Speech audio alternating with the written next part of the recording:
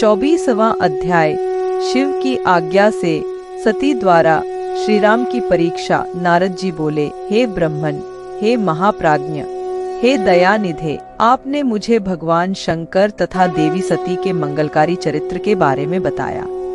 हे प्रभु, मैं महादेव जी का सपत्नीक यश वर्णन सुनना चाहता हूँ। कृपया अब मुझे आप यह बताइए कि तत्पश्चात शिवजी व सती ने क्या किया। उनके सभी चरित्रों का वर्णन मुझसे करें। ब्रह्मा जी ने कहा, मुने, एक बार की बात है कि सती जी को अपने पति का वियोग प्राप्त हुआ। यह वियोग भी उनकी लीला का ही रूप था, क्योंकि इनका परस्पर वियोग तो हो ही नहीं सकता है। यह वाणी और अर्थ के समान है। यह शक्ति और शक्तिमान है तथा चित्र स्वरूप है। सती और शिव तो ईश्वर हैं।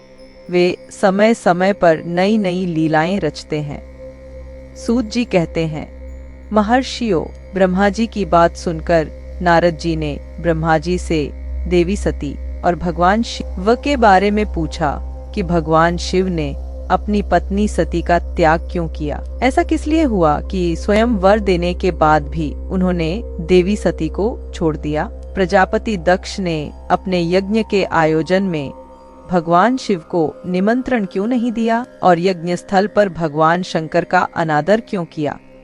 उस यज्ञ में सती ने अपन शरीर का त्याग क्यों किया तथा इसके पश्चात वहां पर क्या हुआ। हे प्रभु, कृपा कर मुझे इस विषय में सविस्तार बताइए। ब्रह्मा जी बोले, हे महाप्राज्ञ नारद, मैं तुम्हारी उत्सुकता देखकर तुम्हारी सभी जिज्ञासाओं को शांत करने के लिए तुम्हें सारी बातें बताता हूँ। ये सभी भगवान शिव की ही लीला है। उनका स्वरूप स्वतंत्र और निर्विकार है। देवी सती भी उनके अनुरूप ही हैं। एक समय की बात है, भगवान शिव अपनी प्राण प्रिया पत्नी सती के साथ अपनी सवारी नंदी पर बैठकर पृथ्वीलोक का भ्रमण कर रहे थे। घूमते घूमते वे दंडकारण्य में आ गए। उस वन में उन्होंने भगवान श्री राम को उनके भ्राता लक्ष्मण के साथ जंगलों में भटकते हुए देखा। वे अपनी पत्नी सीता को खोज रहे थे, जिसे लंका का राजा रावण उठाकर ले गया था। वे जगह जगह भटकते हुए उनका नाम पुकार कर उन्हें ढूंढ रहे थे। पत्नी के बिछुड़ जाने के कारण श्री राम अत्यंत दुखी दिखाई दे रहे थे। उनकी कांति फीकी पड़ गई थी। भगवान शिव ने वन में राम जी को भटकते देखा, परंतु उनके सामने प्रकट नहीं हुए। देवी सती को यह देखकर बड़ा आश्चर्य हुआ। वे शिवजी से बोली, हे सर्वेश, हे करुणानिधान सदाशिव, हे परमेश्वर, ब्रह्मा विष्णु सहित सभी देवता आपकी ही सेवा करते हैं। आप सबके द्वारा पूजित हैं। वेदांत और शास्त्रों के द्वारा आप ही निर्विकार प्रभु हैं। हे नाथ, ये दोनों पुरुष कौन हैं? ये दोनों विरह व्यथा से व्याकुल रहते हैं। ये दोनों धनुर्धर वीर जंगलों में क्यों भटक रहे हैं? भगवन, इनमें ज्येष्ठ पुरुष की अंगकांति नील कमल के समान श्याम है। आप उसे देखकर इतना आनंद विभोर क्यों हो रहे हैं? आपने प्रसन्नतापूर्वक उन्हें प्रणाम क्यों किया? स्वामी कभी भक्त को प्रणाम नहीं करता।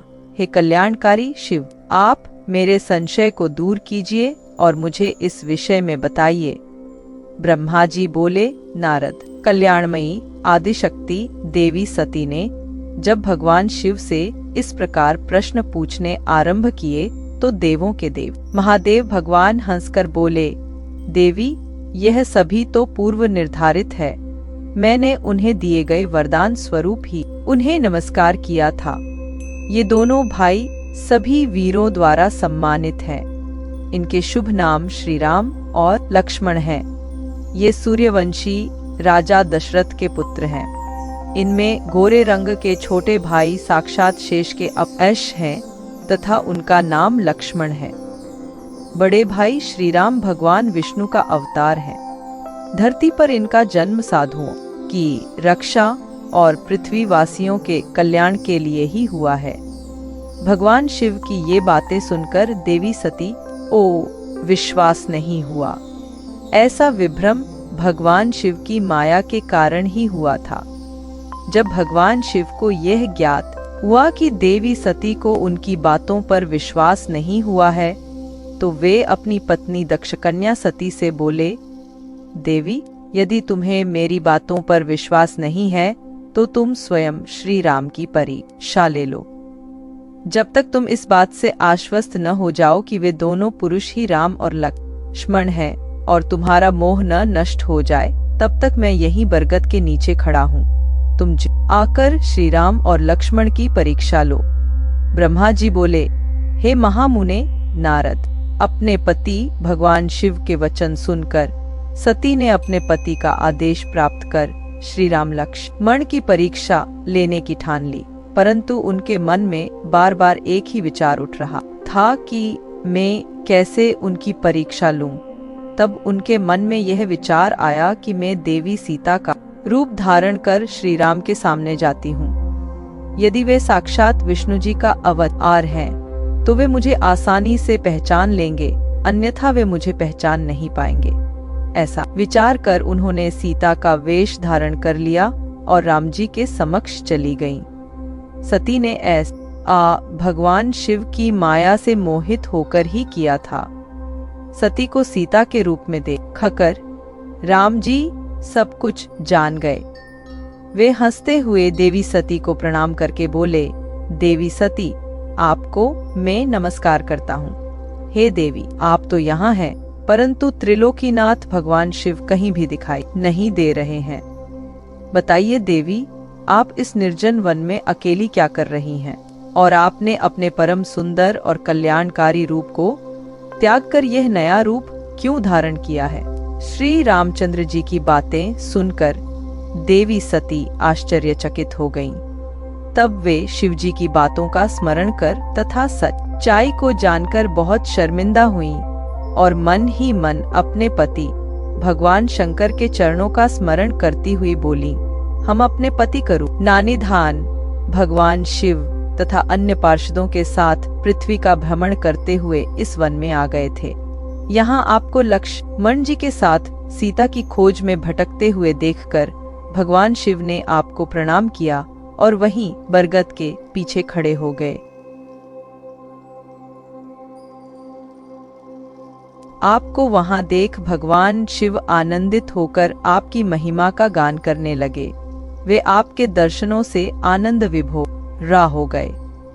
मेरे द्वारा इस विषय में पूछने पर जब उन्होंने मुझे बताया कि आप श्री विष्णु का अवतार हैं, तो मुझे इस पर विश्वास ही नहीं हुआ और मैं स्वयं आपकी परीक्षा लेने यहाँ आ गई। आपके द्वारा मुझे पहचान लेने से मेरा सारा भ्रम दूर हो गया है।